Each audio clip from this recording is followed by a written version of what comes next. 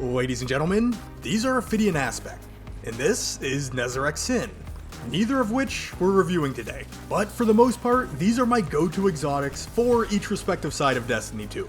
I Have Another World is an exotic that I would use off and on, but never really developed a true appreciation for until recently. This was more or less one of those catch-all exotics that I would equip if I didn't know what direction I wanted to go. But I've kinda really taken a shine to this thing as of late. Veteran Warlocks, you probably know what this thing's all about. But a new player may not realize the full capabilities of this helmet. So we'll break it down in this video and get into some of the finer nuances of what this thing can do.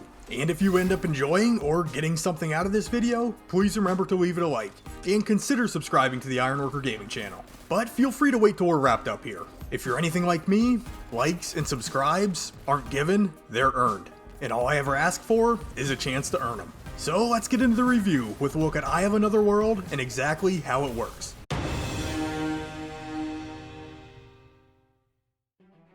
I Have Another World is an exotic helmet for the Warlock class. This is a random world drop, or could be purchased from Xur if he happens to be selling it on a given week. The exotic perk is Cerebral Uplink, stating that this highlights priority targets and improves the regeneration speed of your grenade, melee, and rift abilities. So this is a subclass neutral exotic. Arc, Solar, Void, Stasis, any new element type that's introduced in the future. I Have Another World will function in the same manner with all of them, and this is going to hold true in PvP also. So as far as what this exotic does, is pretty cut and dry for the most part. It's focused around quickly regenerating your abilities. So how much does this exotic help is the real question that needs to be answered here. We'll check in on the melee and grenade regen first, and we'll test a few different stat tiers to try to account for any diminishing returns. And simply for testing purposes, I will be using the grenade ability, but this will affect the melee ability in the exact same way. So starting out low at tier 2 discipline, my grenade ability will go from empty to full in 1 minute and 25 seconds at base. So I'll cast my grenade and wait. But it'd be pretty rotten of me to make you wait, so we'll skip ahead. With I Have Another World equipped, what should have took 1 minute and 25 seconds only took 56 seconds, shaving almost a full 30 seconds off our grenade downtime. That's not too shabby. Let's try it again at tier 5 discipline. Here, our base grenade cooldown is 59 seconds. And with our exotic equipped, after casting a grenade, it's up and ready to go in about 43.5 seconds. So, while not quite as big of a return, this is still cutting a good chunk of time.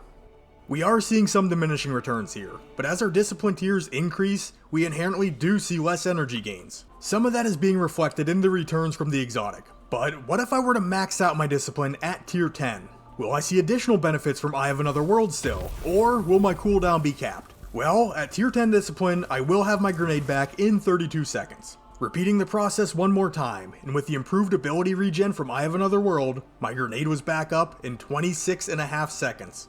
That's roughly 5.5 seconds faster. Is it worth it? That's up to you. So we will see ability gains that are higher than that of a tier 10 stat. While I'm not going to visually show you the testing, I did capture the cooldown numbers for each tier, and I'll let them hang out up on screen here for a while. Now I have heard some people talk about I Have Another World giving a flat bonus directly to your ability stat, adding points to the stat itself if you would. But I think this pretty much proves that that's not the case. Your cooldowns are being adjusted, not the stat itself. I think we can see this a little bit better if we look at our class ability. As a Warlock, our class ability cooldown is tied to our recovery stat. Our base cooldown for tier 8 recovery is 51 seconds. This is being reduced to 41 seconds with I Have Another World. If this exotic was actually affecting the stat itself, we would recover our health faster as well. With I Have Another World equipped, my health begins to recover in 4.6 seconds and is fully topped off in 6.5 seconds. Taking the exotic off and maintaining that tier 8 recovery stat, there is no change at the rate at which I regen my health. Does this exotic affect our super cooldown though? And keep in mind that nowhere in the perk description does it say anything about super cooldown, but I'm 100% certain that somebody is going to ask about it in the comments, so I'm just going to test it. At tier 3 intellect, my super will be back in 5 minutes. So I'll clear my super, I'm going to go get a cup of coffee, and I'll see you in 5. Kidding. What kind of guy do you take me for?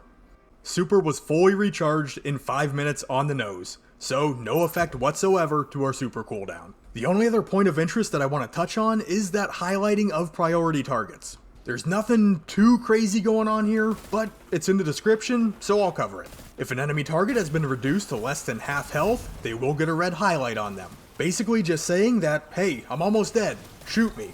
But in PvP, there is a little extra utility here. First, if a wounded target goes invisible, they're going to maintain that red highlight, making them easier to track. And if an enemy player has a full super meter, they're going to have a yellow highlight around them. Basically saying, this guy's probably going to smash your face in T-3 seconds. And I think that pretty well covers how this exotic works. So we'll take a look at why you would want to equip Eye of Another World, and then we'll get things wrapped up.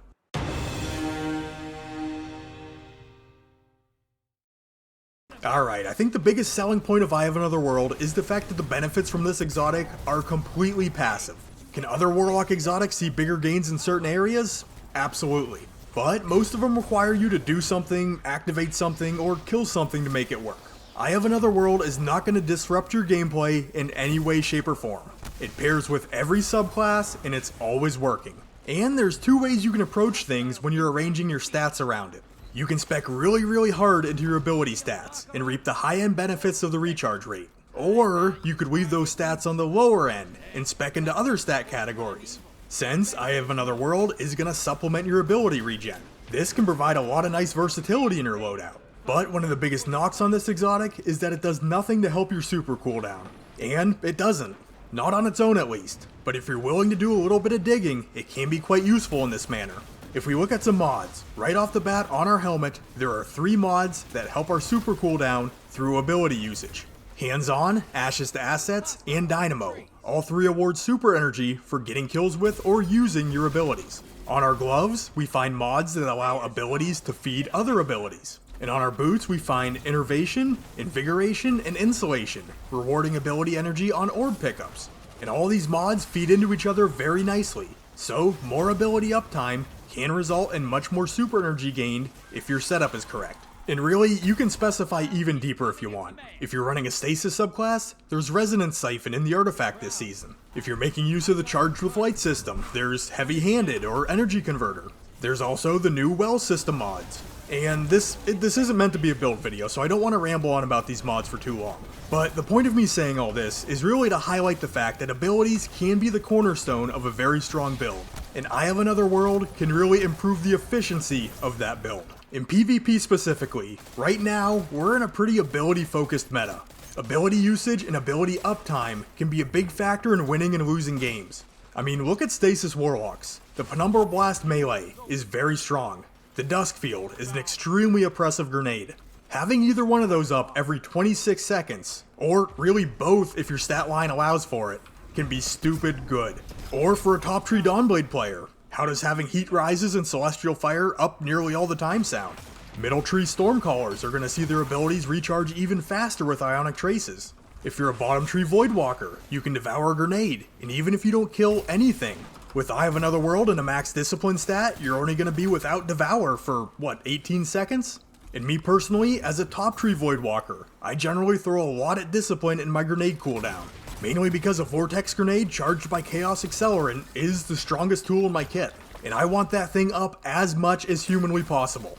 And with Eye of Another World, it is very easy to achieve that. And just on the off chance that you care about the setup that I've been using in the background gameplay, here's my stat line, and I've been running in the upper tiers of any stat that affects my ability cooldowns. I'm running double Ashes to Assets on my helmet, Impact Induction on my arms, Innervation on my boots, and a double stack of Bomber on my Warlock Bond. The build fuels the grenade fuels the super. It's been working out very nice for me.